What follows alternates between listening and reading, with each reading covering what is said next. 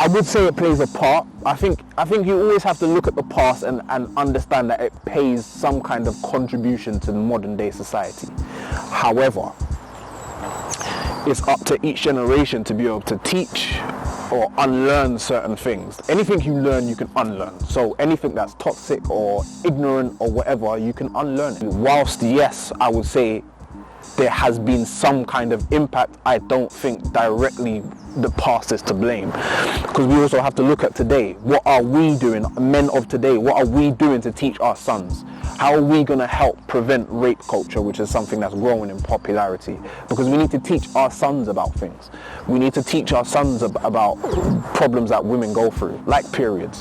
Why are we laughing and sniggering and making jokes and being inappropriate when when a girl talks about being on a period? It's a natural thing. The reason why you can have children in the first place is it's a natural cause, you know. So we need to start educating each other and drop the whole bravado of, you know, I'm a man and I've got to be strong all the time. Okay, yeah, you have got to be strong, like mentally as well as physically and emotionally, yeah. But at the same time, when you hold on and harness trauma or whatever you're going through, it can destroy it, it can break you, it could kill you. Yeah, I mean, I would agree with that in so many ways, because it's okay, just thinking about black men, it's the corrosive, abusive, damaging impact of slavery, and I'm sorry, I just, that's my experience, I have to talk like that,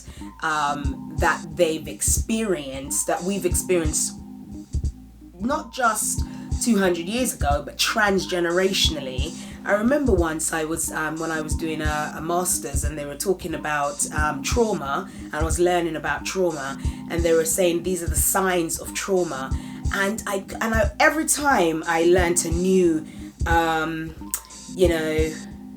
new symptomology of trauma, it was my mum. And I'm thinking, oh my God, she is so traumatized. Like the startle response, always a little bit alert, really this fight or flight action, almost all the time. That's my mother. She has trauma responses, sleeping, she has nightmares, she's startled awake. And I'm thinking, what the hell? How could she be living such a traumatic now?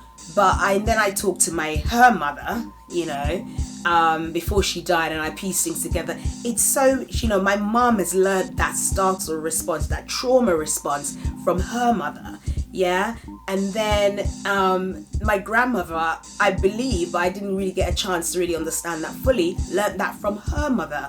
But then I realized that if you're on a plantation where your children are taken from you left, right, or center, anytime, and things like that, it's gonna create this kind of fight or flight, hypervigilant, really worried, is it going to be today that my children are going to be ripped from my bosom, that sort of thing. You're always on high alert is basically what I'm saying, and that is the reaction. It's 200 years ago, but I experienced that with my mum. She was always hypervigilant, always on high alert, and ready to kind of what's the word I'm looking for, strike, or flight, fight or flight.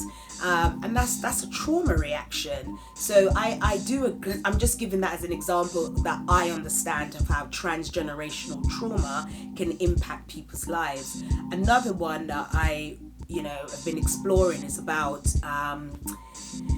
the idea that on plantations, if somebody came and said to a mother, oh, your boy's getting so big and strong, he looks really healthy, he's a good looking guy, that sort of thing, the mother would say, no, he's really stupid, he's a bit backward, he can't do anything, put him down.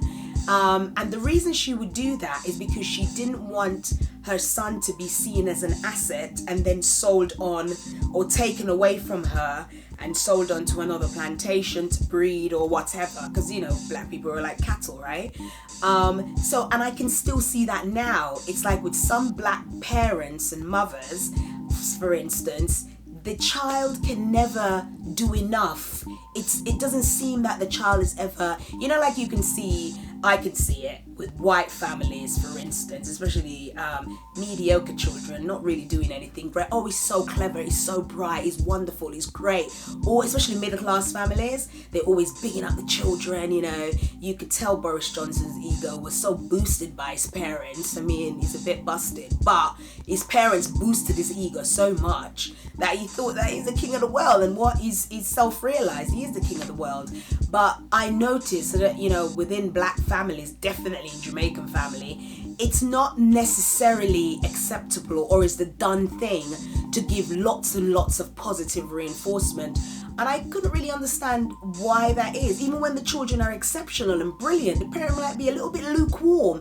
Yeah, she's alright, she's doing okay, but she could have done that better, you know. She could take her book, her wash up the dishes. But if you look generationally, it's coming from the plantation.